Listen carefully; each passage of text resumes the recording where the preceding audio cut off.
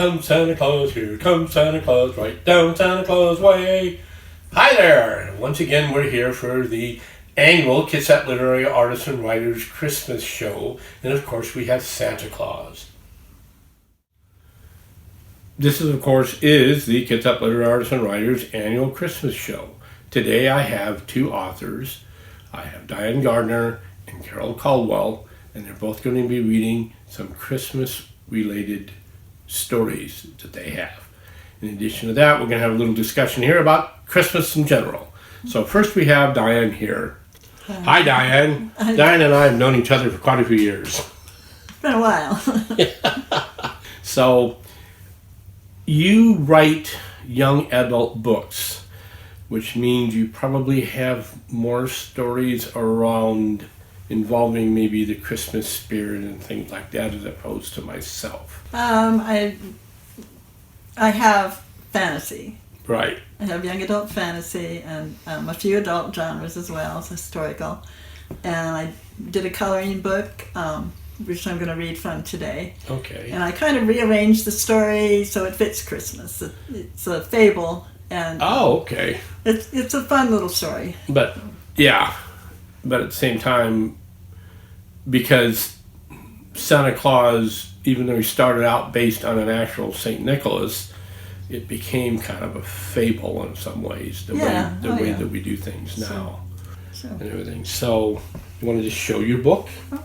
And so we can see part of... This is the book. It's called The Magic Plum, and it's got coloring pages in it. And it's actually two books in one. It's also The Cobbler's Daughter, which is a story that I'm going to be reading from. And it was originally meant to be a flip book, but the publisher that I have it with didn't want to do the flip book, so we just got a backwards cover on the back. And right there, that talks to the problems that we authors and writers have sometimes with trying to get the publisher printers to do what we want to do, and of course them telling us they can't do it or don't want to do it or whatever. So you get this big creative thing, which is not part of the Christmas spirit. Well, I actually did get copies of these made at Kabam, who does comic books. Oh, okay. Right, so, but I don't have a copy of that one with me. So you did finally get the flop thing. So they're going to be coming out with it and everything. Yeah. So how did you originally start? I know that you're a commensurate painter and artist, and she does a lot of her own covers, and you can look her up online and you'll see a whole bunch of great artwork. How did you eventually start writing the YA fantasy and stories like that? Well, it began with my grandsons. Okay. I wanted to write books that the boys would read. I have granddaughters too, and they're avid readers, but the boys had difficulty finding books that they wanted to read, which is, I think, is a reason that a lot of young boys don't read, is because they're not interested in some of the other stories that are out there. It's kind of explain that concept as to what kind of books they were actually looking for. I remember being a young boy, I remember what I looked for, but what were they looking for? Adventure. Okay. Rick Roy, is that his name? His books, Percy Jackson, those sort of books, you know. I actually asked them when they were, I think it was 13 years old, is when I started writing Ian's Realm, and I asked them, what do you want in a book? And the first thing they both told me was, no kissing. So they said no kissing. No kissing, no romance. They just wanted the adventure. I started, remember the guy that wrote the Irish Red series? No, I'm not okay. See, I grew up, there was a bunch of people writing what would be classified as young adult now, and they wrote the Irish Red series, of course, the Black Stallion series, stuff like that, those series, and they had adventures and things like that. So boys read them. In addition to that, they had some people that were writing along the vein of Edgar Rice Burroughs and stuff. They were writing fantasy stories, but they were tweaking it a little bit towards, young adult teenagers and stuff like that. So they were similar, but I just remember reading them. And of course, if we go the sci-fi route, you had Andre Norton. She wrote a whole bunch of books that basically are classified as young adult now. Right. So. And so, Yeah. so tell us a little bit more maybe about the first book that you wrote that your grandsons read. Okay, what was that? Ian's Realm was the first book. Oh, okay. And it's a 7-book series now. I just finished the last book of the series this year, so that's 10 years in the making, the series is.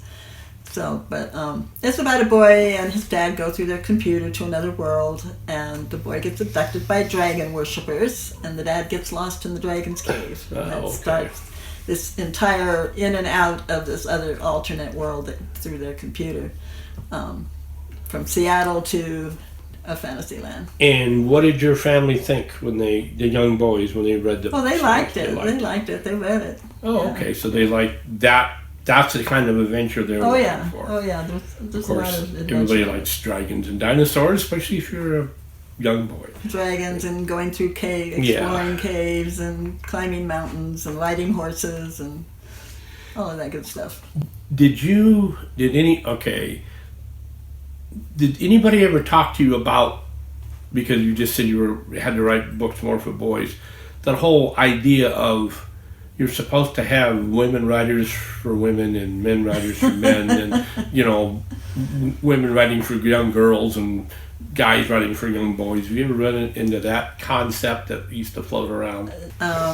Not at the time when I was writing. Yeah. Yeah. I just wrote what I like. Yeah, exactly. So, So I was never really into the fairy princesses and the pink and the fluff and the. I wanted to ride the horses too. Yeah, what's that Disney movie about the redheaded mom turns into a bear? Brave. Yeah, Brave. Brave, that's it. Yeah. So that's the kind of stories you would want. Would be the female hero, Yeah. Doing things. Not necessarily. I enjoy reading about men. Yeah. As much as I enjoy reading about women. But if you're going to have a woman, you want a fairly strong woman.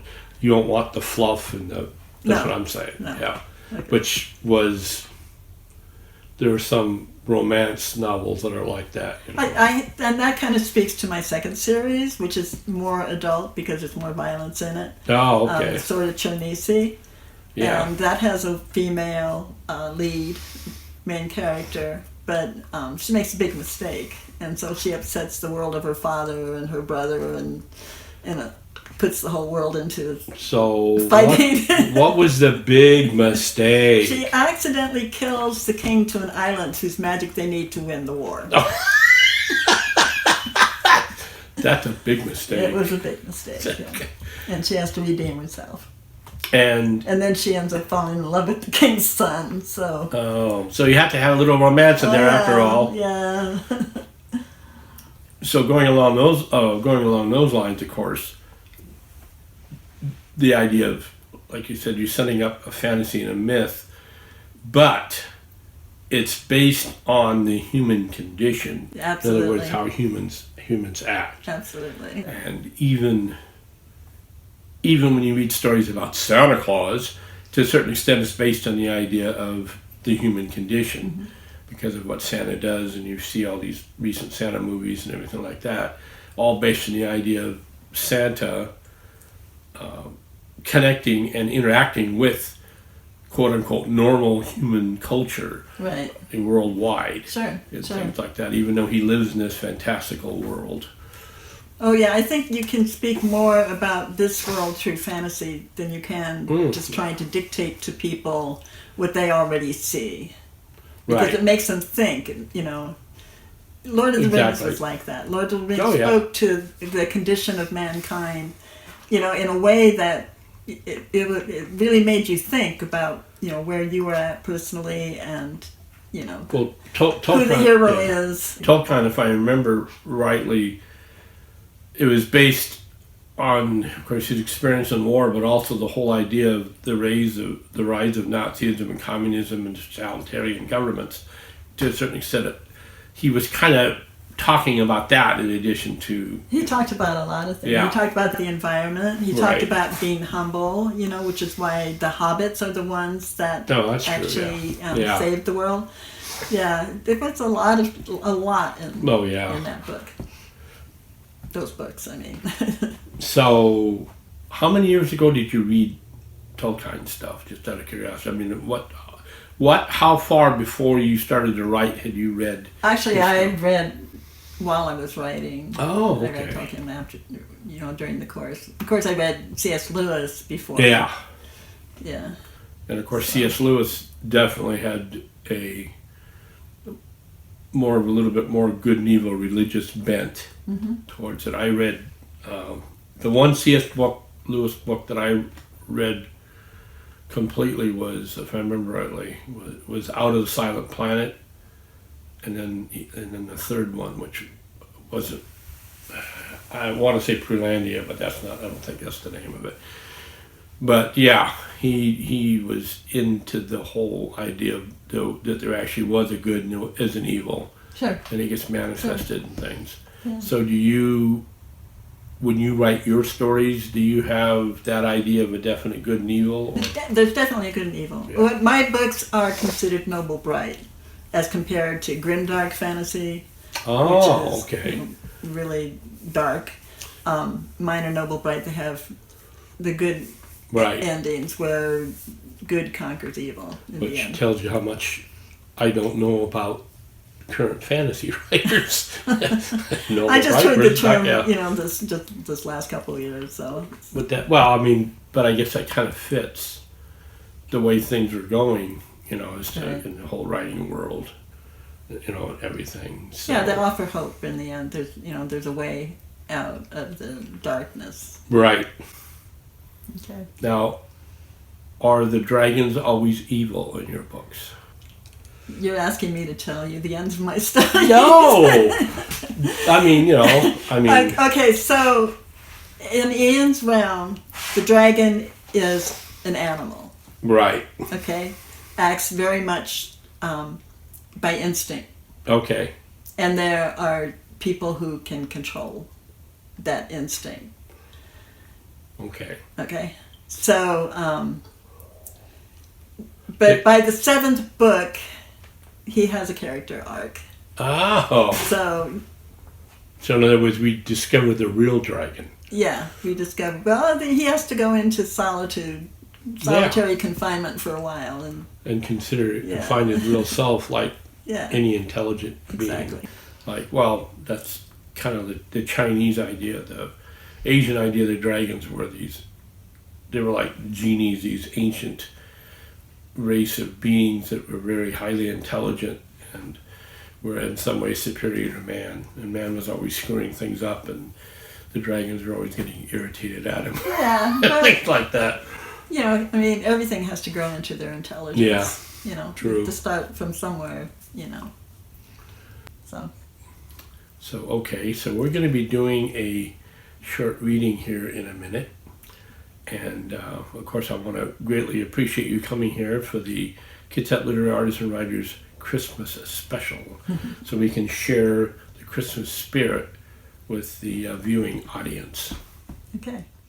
Hi, my name is Diane Gardner. I write as D.L. Gardner, and I'm going to be reading today from a coloring book that I have titled The Magic Plum. There's 2 stories in it, The Magic Plum and The Cobbler's Daughter, and I'm going to be reading The Cobbler's Daughter today. Lorica lived with her aging mother, an architect of a loom that wove magical fabric, but who was an invalid and couldn't continue with her late husband's cobbler trade. The loom would sell for a price that would pull them out of poverty, but there was no way for Lorica to leave her mother alone in order to find someone to buy it. So Lorica took up her father's cobbling business and hoped to sell shoes to support themselves and to pay their duties. They lived in a shanty on the Merchant Street near the docks, where they had a tent over their goods next to their home. It was here that shoppers could browse their wares. Lorica kept her mother's loom in the dark corner of the tent, hoping some wealthy traveler would show an interest in its magic.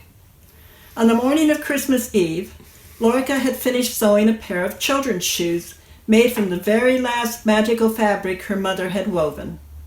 She set them on the table under the canopy. "Did you measure the points on those shoes?" her mother asked. "Yes, Mother, they are the right size," Lorica answered. "There's a law now, you know.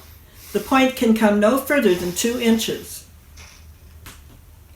Lorica set the shoes on the table closer to the street, hoping to attract a buyer the following morning when the market filled with travelers.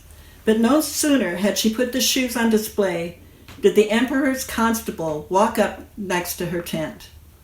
He nodded, and his bushy mustache twitched when he smiled at her, his brown eyes hidden under dark, furry eyebrows. "Good evening, Lorica. Those are quite a lovely pair of shoes you have," he said, reaching into his pocket. Lorica thought perhaps he meant to buy them, and her heart fluttered a bit. "Thank you, Constable Murphy." He pulled out a strip of cloth, held it ceremoniously, and snapped it taut with both hands. With a curt smile, he took one of the shoes, turned it upside down, and stretched his cloth the length of it. "Just as I thought. It's too long."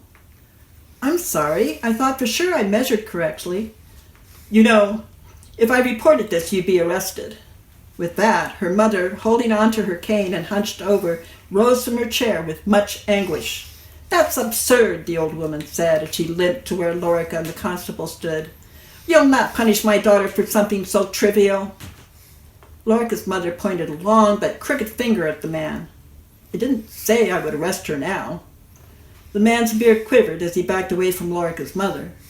Something about the old woman scared men. She had been accused of witchcraft twice, and each time had been acquitted. Even the pardon was rumored to have reeked of magic. Say it now. You'll not arrest my daughter."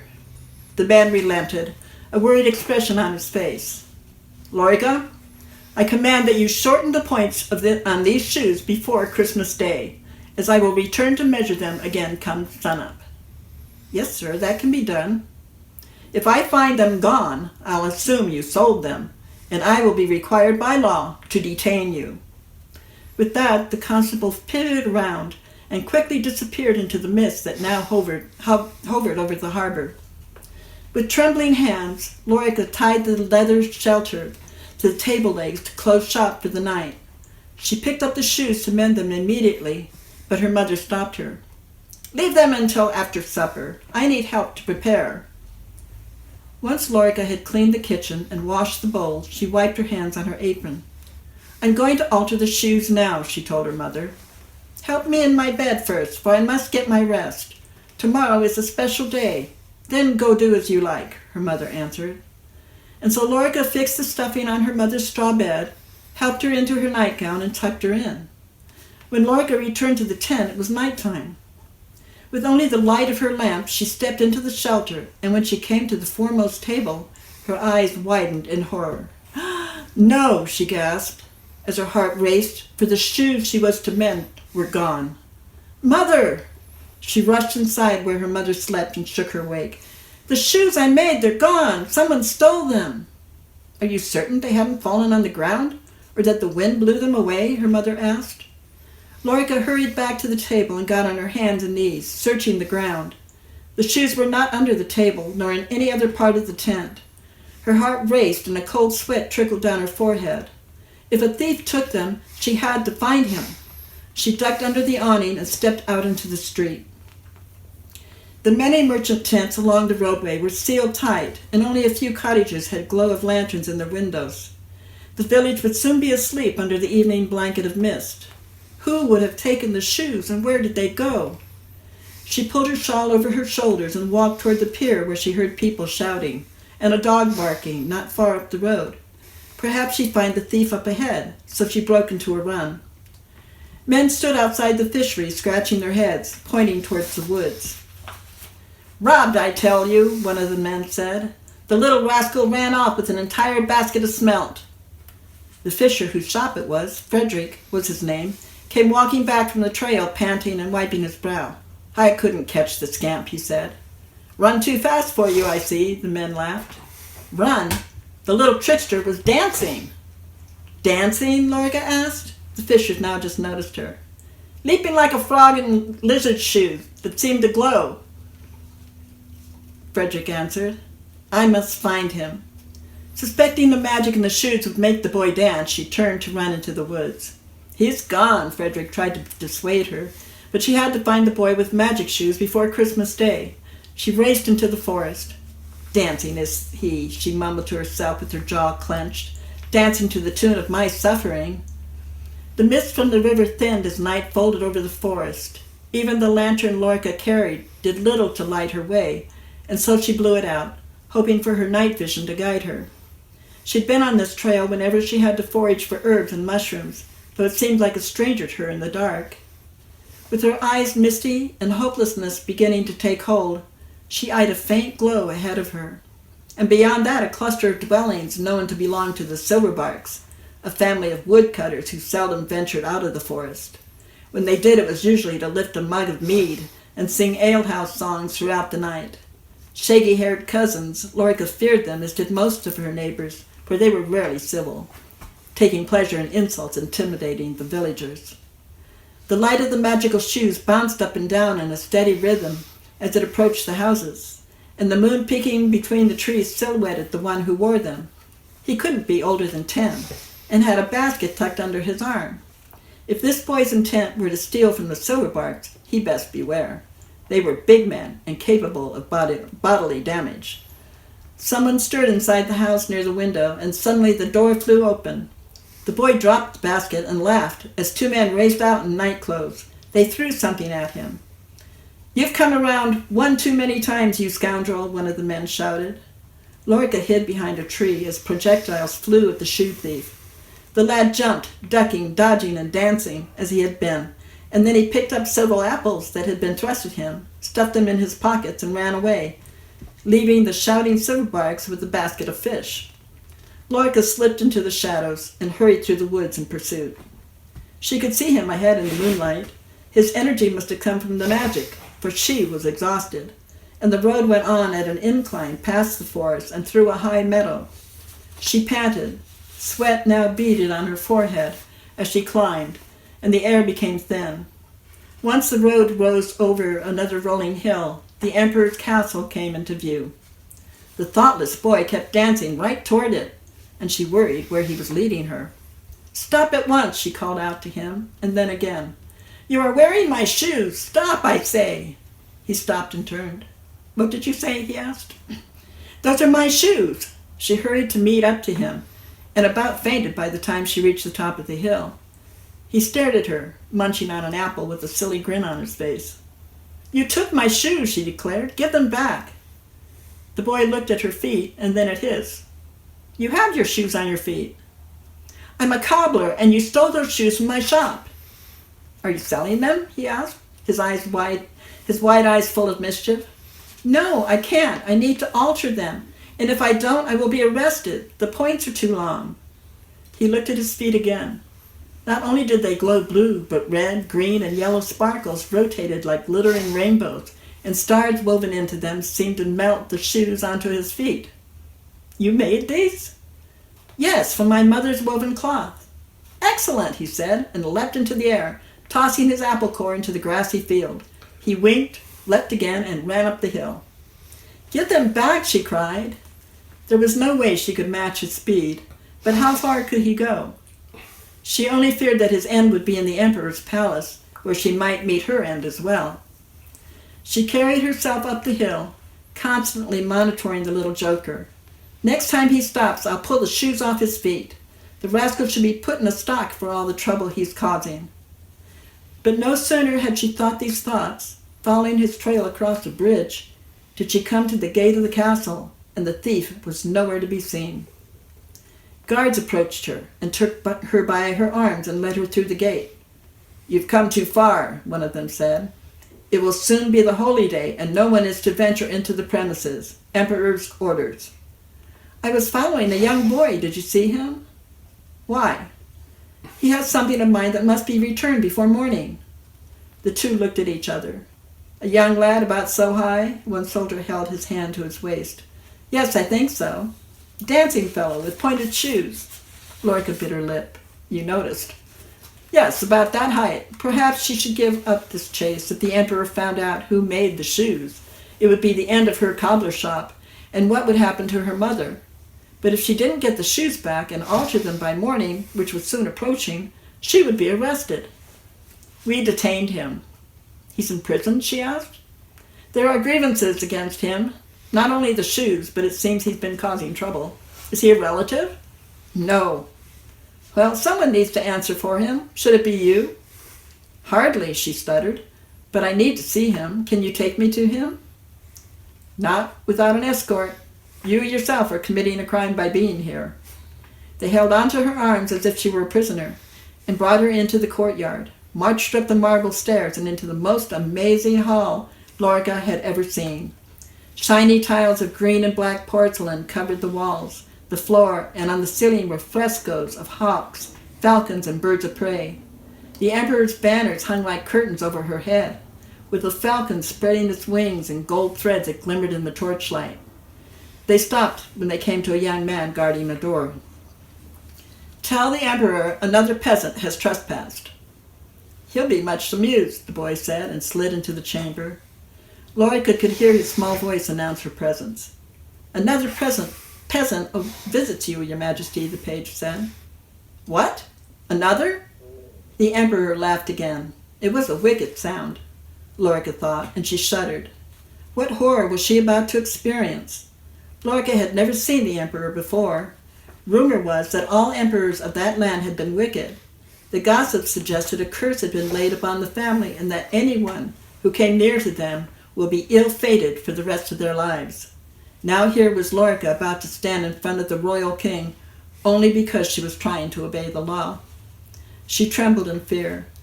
When the doors of the emperor's chamber were thrown open, she bowed her head and fell to her knees at the throne.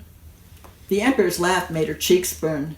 She looked up, surprised to see the shoe thief dancing for the emperor, who sat on his throne gnawing on an apple, with an elegant spotted falcon on his shoulder. Tell me, does this young lady dance as well as the lad? The emperor asked the guards, who didn't answer. Stand up and speak for yourself. What's your name? Lorca, she answered in a voice most timid, rising to her feet. Lorca, what business do you have here? She stuttered. The shoes this lad wears, they are magic, your majesty. He borrowed them from my shop, and they need fixing. Fixing?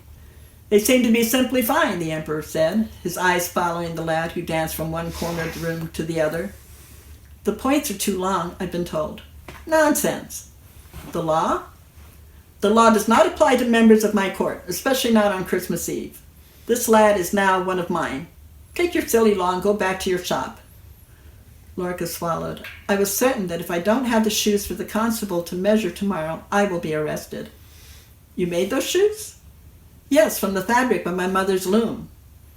The emperor no longer watched the boy. He rose and stepped off his dais. Tell me about this loom, he said. It belongs to my mother, Lorca said. She's a weaver of magical fabric. Fabric that makes young men dance? Those who wear the shoes. Then I would have you bring your mother and your mother's loom to me. If only we all could be as happy as this fellow. Perhaps the world would no longer see me as an ogre. Why, I might ask your mother to weave a pair of shoes for me. The law, your highness, one of the guards asked. Revoke the law if the shoes are magic. You and your mother will live in the castle and make your magic's shoes here, he said to Lorca. My Christmas gift to you. The guards bowed, and Lorca was escorted back out the door, but not before the lad stopped her and bowed. He wore a grin, with pieces of apple stuck in his teeth. You make nice shoes, he said. I'm happy to have appropriated them. In a way, Lorca was also happy, for now she and her mother would be well taken care of, and the loom would have its home.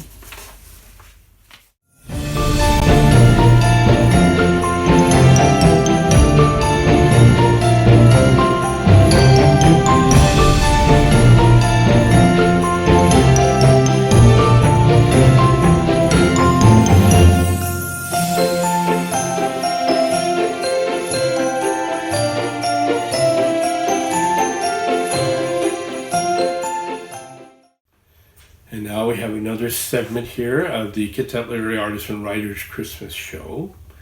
And I have another author here with a Christmas story. We have Carol Caldwell. And she's a writer of preteen books, including a series about Princess Claire. So we're going to now sit here and pick her brains about those books. Welcome, Carol. How you doing? Thank you. Good. And you? Pretty good. Santa always does good this time of year. This is Santa Claus season. You know, I'm going to go out and feed the reindeer later on. So you have displayed here, of course, some of your books and everything. So explain to us a little bit about Princess Claire. Princess Claire is my oldest granddaughter. Oh, okay. She motivated me in my writing. So my desire to write began when I was a freshman in high school, and I was telling everybody I was going to write the great American novel, you know. A lot more work than I thought. But it took Claire being born, 2003, for me to have something that I really had to say. And the reason is that she was not smiling at me. Oh. And I wanted to write a story about Princess Claire smiling, having a special smile, a magical smile. And, you know, I tried, wasn't working. But it did morph into the story of Princess Claire and the call for help. Oh. So that began. Okay. Princess Claire, of course, is a daughter of a king and queen. This is a fantasy. And she has a good heart. She wants to help people, but she's not above wanting things. I mean, she's like any little girl. She wants things. And that kind of, she's got to wrestle with that in Princess Claire and the Watercolor Pony. And also a little bit in the Mangy Dog story. So some of it has to do with the idea of wanting something versus giving something, which is always a big thing at Christmas time. Oh, yes, yes, yes. So then how did you weave that concept into those two stories, the watercolored pony and the mangy dog? Well, neither one of those are per se Christmas stories. Right. But the watercolor pony is a story of Claire has her own pony. His name is Diamond, and she loves him. But she's riding one day, and she sees this beautiful pony off in the distance, and he's not one color, he's not two colors, he's all the colors of the rainbow. Like somebody took a watercolor brush and went, psh, Right. and he's beautiful. And she wants him. So it's the story how she wrestles with that. Does she need him? She has to find out who owns him first. But once again, that's that. Even though it's not a quote unquote Christmas story, it's that whole idea of, we have an idea of what Santa Claus represents. Yeah. And everything. So the idea of children want things, and of course we adults want to give the children what they want because that's just the way we are. If you're a normal human being, you want to see kids happy. You, like you said, the smile. You want to see them smile. You want to see them giggle. So you always want to try to give them what they want. Also, though, unfortunately, wrestling with the idea of giving them too much. Yeah, yeah. And so, was she desiring too much when she wanted the watercolored pony? Yeah. Oh. She already had a pony. What did she need with another one? So that was the whole thing, was trying to convince why she needed another pony. More or less. But Yeah. what she found out is that she had a choice. When it came down to it, the owner of the watercolor pony was another girl, similar age, who had a handicap. Oh. And what did Claire want? Did she want the pony? Her father, the king, could buy her anything. Right. Or did she want a friend? So that was her struggle. Okay. But that's kind of a nice, the idea of like the Christmas spirit, you know. Yes. The idea of helping people at Christmas time, which has a religious connotation also, but revolves around the idea of helping your fellow human beings and enjoying doing that just for the sake of doing it, Yes. rather than expecting something in return. Yeah. And so what about the mangy dog? The Mangy Dog is a story that Claire's out in the garden one day, and this mangy dog, I call him mangy because he was kind of unkept and unbrushed, comes out of the bushes into the garden, takes a look at her, and runs off. And she thought, oh, that looks, I've wanted a pet. That looks like a good dog. I wonder where he belongs. Yeah. So she starts asking questions around.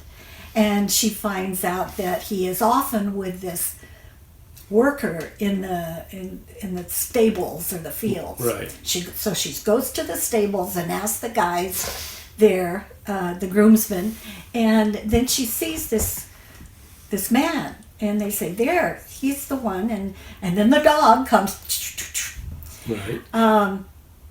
and she sees him treat the dog badly. Oh, okay. Oh, he kicks the dog.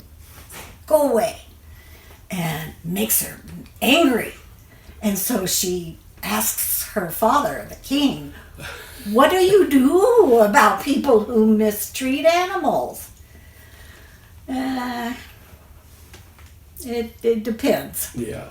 So she makes up her mind. She's going to buy this dog from this man because she thinks this man owns him.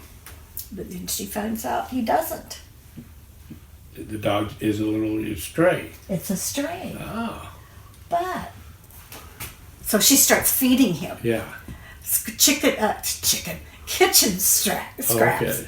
And but she gets together with a couple of her friends, and they decide that maybe he's not so stray after all, and they make up some posters and put him up at the weekly market to see if anybody recognizes him. Cool. Yeah, So we're not going to give away the ending of the book, of course. of course not. Of course not.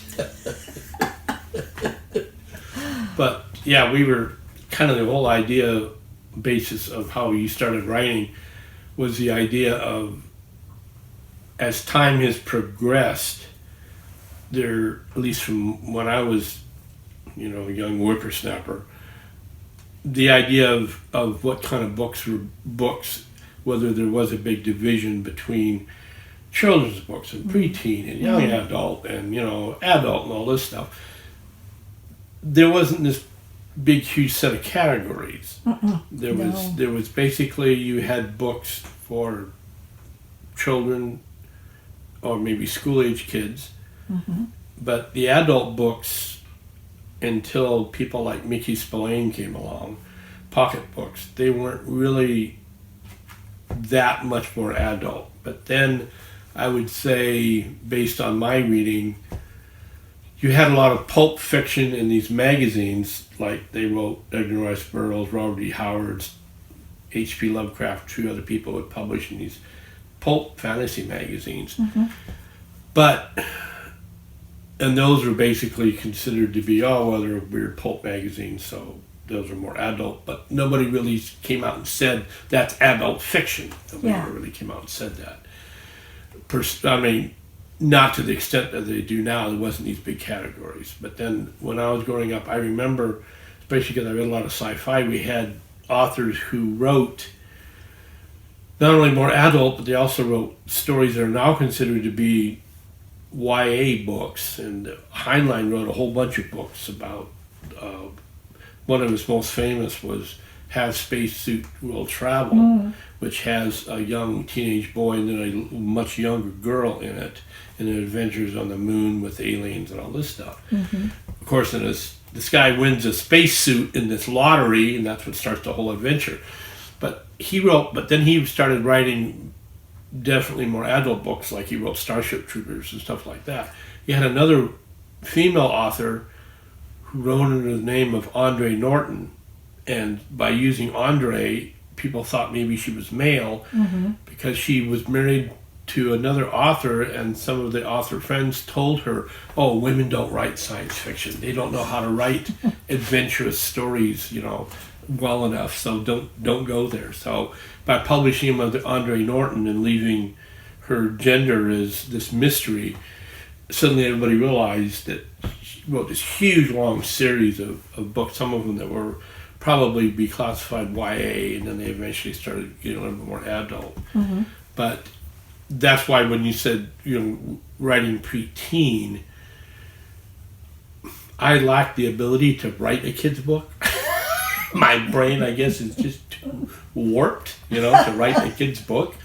So whenever I start writing a kid's book, it always seems to get more and more adult as it goes along and everything. So how many would you say preteen books you've probably written? These 6 books I have are the finished ones, and I have a trilogy that I've been working on for a long time, and I'm kind of rewriting it. Different characters and stuff? Or? Yes. Oh, yeah. Nothing to do with Princess Claire and the other 2. I did pledge when I started writing. I have 5 grandchildren. You're right. And I'm going to write a book for each of them. Oh. So I have 1 grandchild left. Okay. Well, then let me ask you a question. What, Princess Claire is about 20 now? Yes. Okay. And so what is Princess Claire turned into a princess, or what is she doing in her life? Oh, yes. She's going to school. She's studying art. She is a wonderful artist. I'm just thrilled at her success. What does she want to do with her art ability? I'm not real sure. I don't know that she knows, but some kind of illustration. Okay, probably. So she's really good. She's a really good illustrator. With pen and ink, pencil, watercolor, acrylic, oil. Oh, just anything. Anything. Okay. She did this most wonderful kind of water mountain scene that looks like a photograph. So she's going to start doing your covers? I don't know. I have asked her before, but let's see. She'd rather do something else. Okay, well, now we're going to go into the nice, more interesting part of the Kids Out Literary Artists and Writers Kids App show. You're going to read a Christmas story. Yes. And is this also involving Princess Claire? This is Princess Claire. So let's go ahead and see the adventures of Princess Claire at Christmas time. Okay. I'm Carol Caldwell, and today I'm reading Princess Claire and the Curious Cousins, a Christmas story. Princess Claire stared at the huge tree standing in the middle of the main hall. It reached all the way to the balcony in the second floor. Around the tree were boxes of red, green, gold, and silver ornaments. Too many to count. Claire saw her mother watching her. She ran over to the Queen and gave her a big hug. "It will be so beautiful when it's decorated. I love Christmas," Claire said. "Can I help trim the tree?" "Of course you can, but only as high as you can reach. Jiggles will use the ladder to go up to the top." Her mother paused with her finger resting on her chin. did I tell you that your cousins Ella and Grisella are coming to visit us? No. Her shoulders slumped. Her cousins were near Claire's age and they loved visiting the castle, but they had so much energy that Claire couldn't keep up with them. She asked, "When?"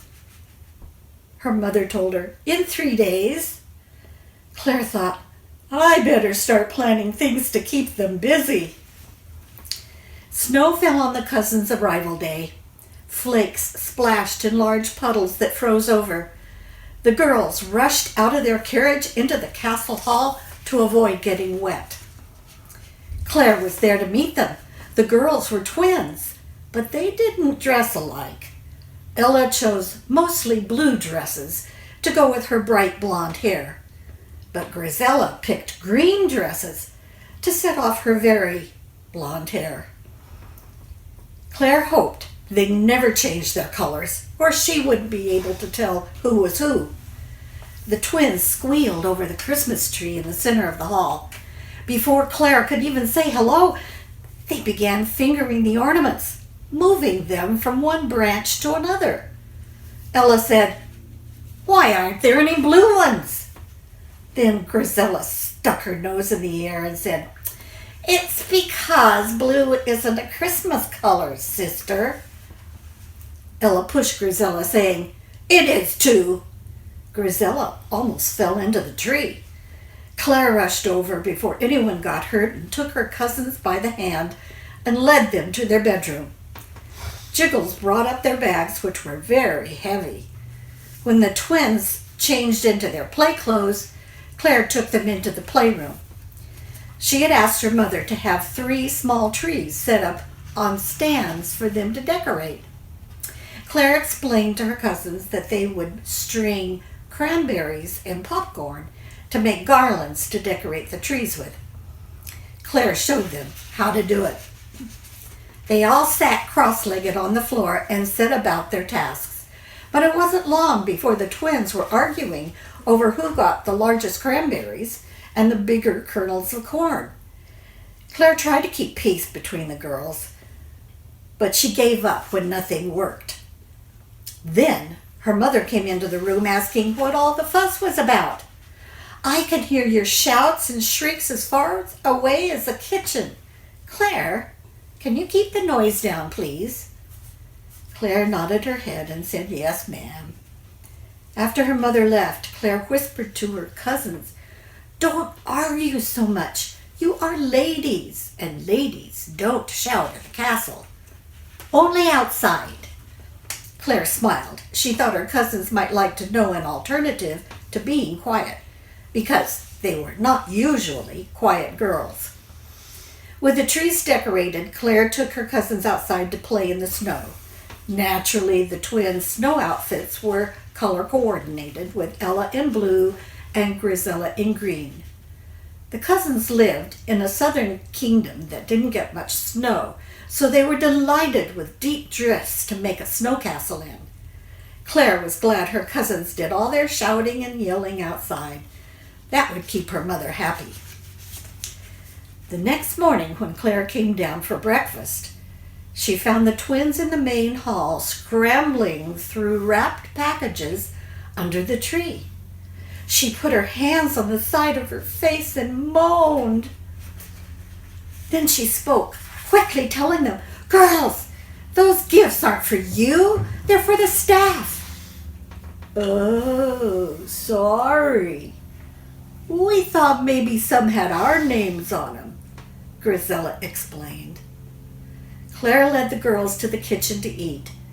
She glanced behind her and moaned again. All of the packages were partly torn and tossed around.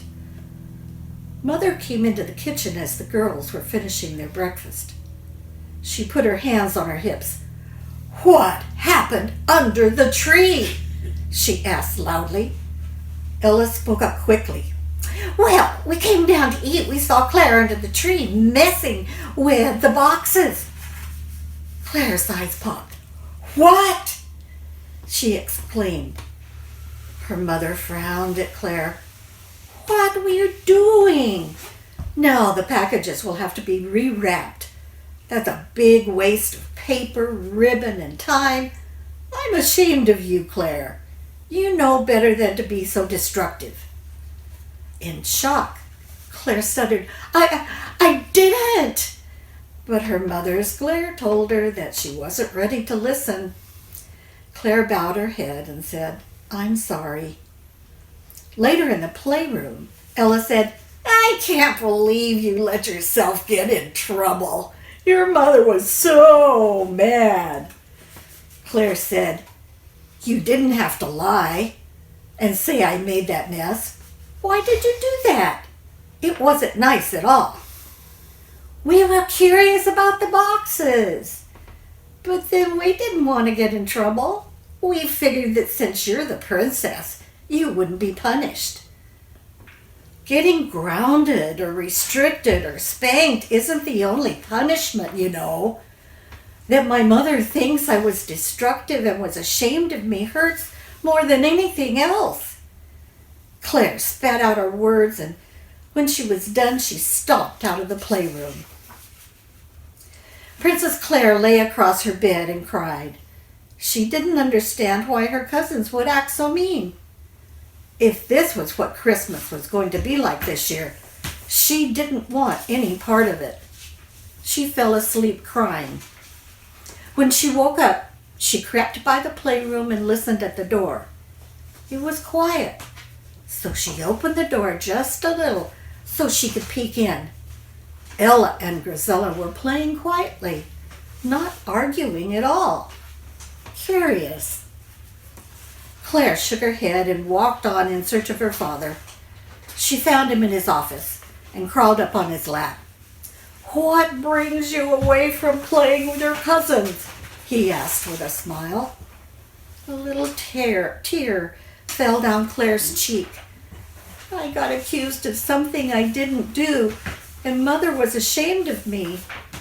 I don't know why my cousins don't like me. The king pulled Claire into a comforting hug.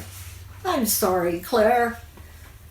I just don't feel much like celebrating Christmas this year. The king scratched his black beard, as he often did when he was thinking.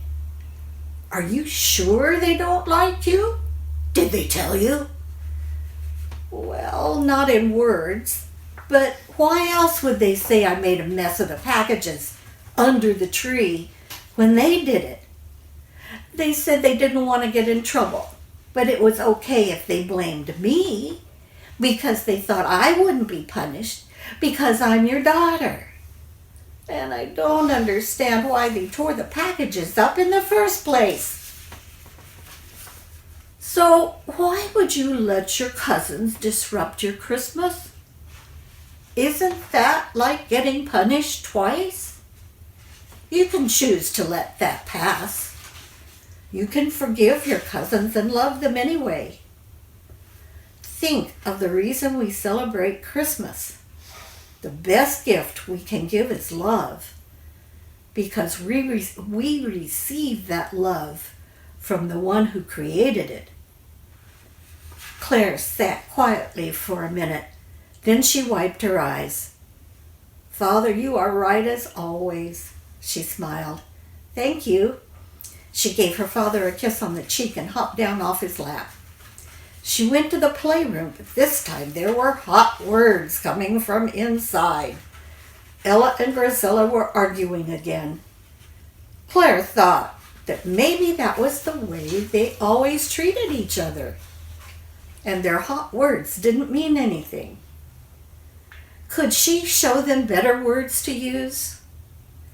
Maybe that would be her Christmas present to them. The end.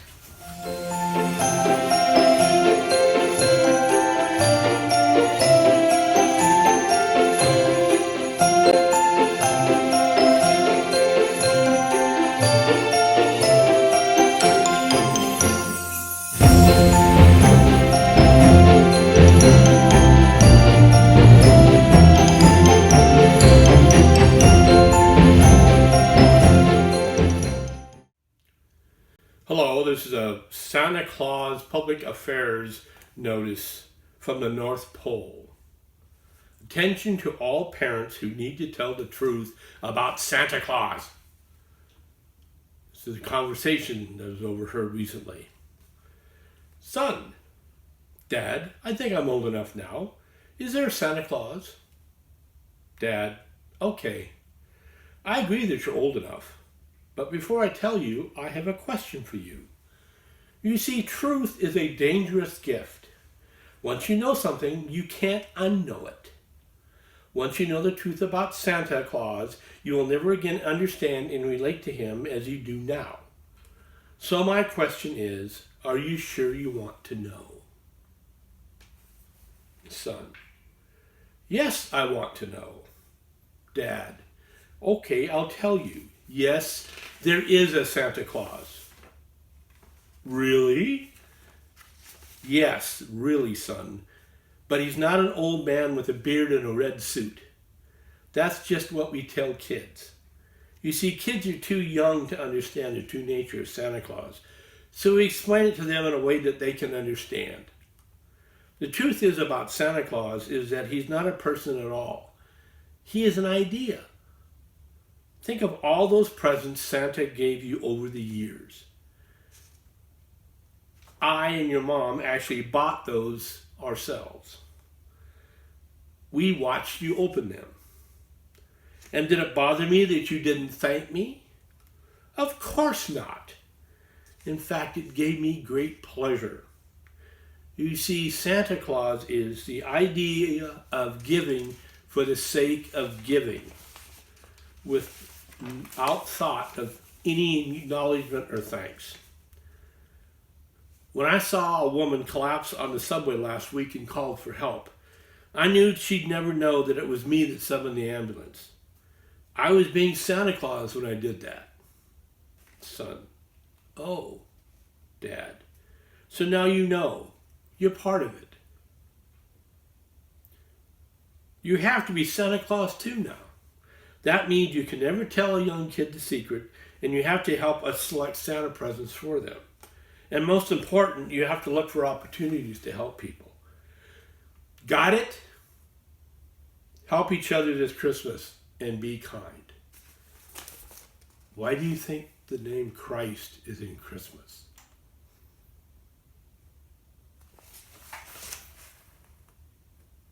And with that, this ends the yearly annual Kitsap Literary Artists and Writers Christmas Show. We keep trying to do this every year simply from the aspect of we've done it so much and we enjoy doing it, and also we feel it helps the community and the authors and all the artists and everything out there, and hopefully helps to pass on the Christmas spirit, which is about giving, and sometimes maybe giving the ultimate sacrifice, as a very famous person in history did for the rest of us. We wish once again to thank all of the Bremerton Kitsap Access Television staff during the holiday season that always helps Kitsap Literary Artists and Writers, and all the other people who utilize their studios and broadcast equipment to get their message out there. And of course, if it wasn't for Blue Forge Films and Blue Forge Press, who is my publisher, and the great DeMarco clan, who helped me present all this and also provided this studio for this type of presentation, this wouldn't happen. Hopefully this is sufficiently enough that you'll enjoy it and add a little bit to the idea of what the Christmas spirit is all about. For those young artists out there that wish to come and talk to other people of common bent, come to our meetings at Kitsap Literary Artists and Writers the first and third Wednesdays of every month at Spiro's Pizza on Kitsap Way in Bremerton, Washington. We normally start the meeting about 7 o'clock, but I'm usually there early. Once a month on the second Tuesday, we also have a connected Kitsap Peninsula Filmmakers group that we meet at the Family Pancake House on Wheaton Way in Bremerton, Washington. both of those meetings, basically, we like to try to get people together. We discuss their art. We discuss their attempts at getting their art out there to the general public. And we try to help them by telling them our horror stories so they don't make the same mistake that we made.